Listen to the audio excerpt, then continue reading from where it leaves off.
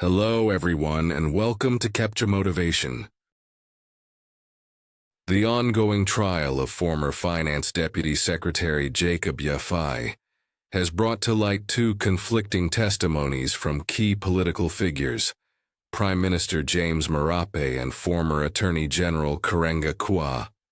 At the center of the case is the 41.8 million kina paid to Paul Paraka Lawyers between 2012 and 2013, a payment Marape says he tried to stop, but Kua claims he facilitated. So, who's telling the truth? Prime Minister James Marape, who was finance minister at the time, insists that he never approved the payments. He claims that he issued verbal instructions to Finance Secretary Stephen Gibson, late, and Deputy Secretary Jacob Yafai to halt any payments to Paraka's firm. Despite this, a 14 million kina payment was processed on November 1, 2012, followed by 3 additional payments, bringing the total to 41.8 million kina. Marape says these payments were made against his directive, and that both Gibson and Yafai ignored his instructions. He also stated that his stance was based on an order from then Prime Minister Peter O'Neill to block the payments. But here's where things get complicated. Former Attorney-General Kerenga Kua gave a completely different account. According to Kua, he sent a formal letter to Marape on October 18, 2012, warning that payments to Paul Paraka Lawyers were illegal. Marape never responded to the letter. Instead, on October 31, 2012, Marape issued an internal memo instructing the payments to be processed. Shortly after, Kua was removed from office, a move he believes was politically motivated.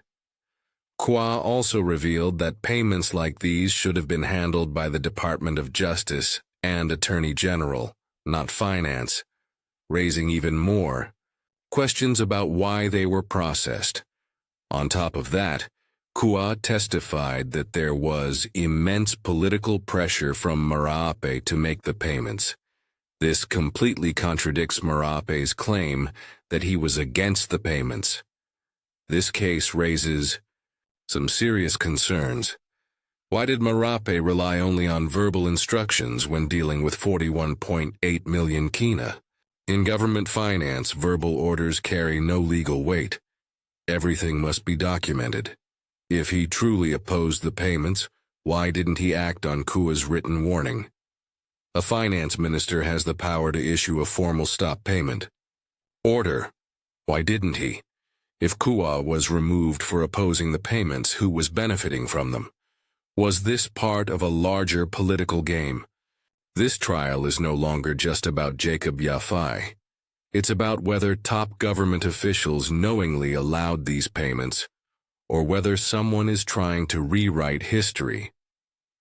At the heart of this case is one undeniable fact.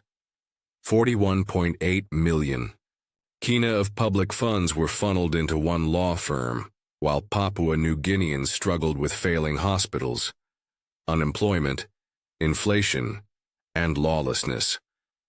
For too long, corrupt politicians have made excuses, pointed fingers, and manipulated the system, and the people of PNG are paying the price. If leaders can get away with blaming verbal instructions for millions of kina, what else have they hidden? Papua New Guineans deserve honest leaders, strong institutions, and real accountability. The question now is, will justice be served, or will this be another case where the system protects its own? The people deserve the truth. And more importantly, they deserve justice.